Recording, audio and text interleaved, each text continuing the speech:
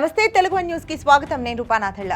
భారత్ పాకిస్తాన్ మధ్య నెలకొన్న తీవ్రత యుద్ధ వాతావరణాన్ని తలపిస్తోంది.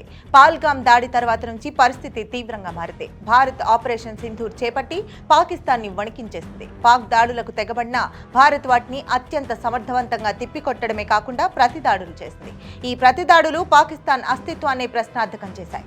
ఈ పరిస్థితిలో స్పష్టమైన స్వార్థపూరిత కారణాలతో ట్రంప్ మధ్యవర్తిత్వానికి ఏకపక్షంగా పూనుకుని కాల్పుల విరమణ ఒప్పందం అంటూ ఇరు దేశాల మధ్య ఉద్రిక్తతలు సడలించేందుకు ప్రయత్నించారు. భారత్ మాత్రం కాల్పుల విరమణ విషయంలో ట్రంప్ క్రెడిట్ ఏమీ లేదని, అది పూర్తిగా ద్వైపాక్షిక అంశమని తేల్చి చెప్పింది.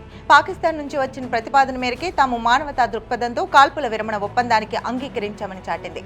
అయితే ఈ ఒప్పందం అమల్లోకి వచ్చిన గంటల వ్యవధిలోనే పాక్ నుంచి ఉల్లంఘన జరిగింది. దీంతో భారత్ ధీటుగా స్పందించింది. ప్రధాని మోడీ త్రివిధ దళాధిపతులతో అత్యవసరంగా సమావేశమయ్యారు. ఈ సందర్భంగా వారికి కీలక ఆదేశాలు కూడా జారీ చేశారు.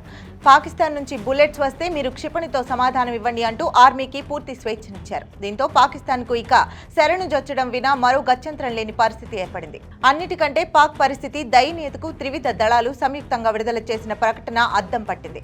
ఆపరేషన్ సింధూర్లో భాగంగా తొలుత పాక్ ఆక్రమిత కాశ్మీర్లోని ఉగ్ర స్థావరాలను ధ్వంసం చేశామని, ఆ తర్వాత పాక్ సరిహద్దుల్లో భారత భూభాగంపై చేసిన దాడులకు ప్రతిగా పాక్లోని ఆర్మీ స్థావరాలను ధ్వంసం చేసినట్లు వివరించాయి. అంతేకాకుండా ఈ దాడుల్లో పాక్ సైనిక స్థావరాలు ధ్వంసమైన వీడియో క్లిప్పింగ్లను చూపాయి. పాక్ చేసిన ప్రతి దాడిని సమర్థవంతంగా తిప్పికొట్టినట్లు త్రివిధ దళాల ప్రతినిధులు తెలిపారు. పాక్ ఏమాత్రం తోక జాడించినా ముప్పేట దాడికి సిద్ధంగా ఉన్నట్లు వివరించారు. పాక్ పై చర్యలపై విషయంలో కేంద్ర ప్రభుత్వం తమకు పూర్తి స్థాయి స్వేచ్ఛని ఇచ్చిందని పేర్కొన్నారు. పాకిస్తాన్ మరోసారి కాల్పుల విరమణ ఉల్లంఘిస్తే తీవ్ర పరిణామాలు ఎదుర్కోవాల్సి ఉంటుందని హెచ్చరించారు. పాకిస్తానే మొదట కాల్పుల విరమణ ఒప్పందం ప్రతిపాదించిందని, దానికి భారత్ అంగీకరించిందని, అయితే ఆ దేశమే ముందు కాల్పుల విరమణ ఒప్పందాన్ని ఉల్లంఘించిందని, మరోసారి ఆ పని చేస్తే భారత్ నుంచి ఎదురయ్యే దాడుల ప్రభావం తీవ్రతాతి తీవ్రతంగా ఉంటుందని హెచ్చరించారు.